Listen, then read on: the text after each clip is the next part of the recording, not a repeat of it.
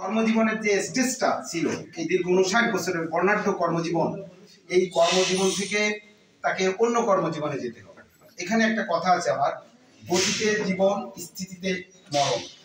স্যারকে অবশ্যই অন্য একটা কর্মক্ষেত্রে যেতে হবে যদি তার গতি ধরে রাখতে হবে। তা না হলে মানুষের এই 68 বছর বয়সের পরে যে মানুষ আস্তে আস্তে তার গতিটা মন্থর হয়ে, যদি কোনো কর্মক্ষেত্রে থাকা যায় তাহলে তারা দীর্ঘ করা যায়।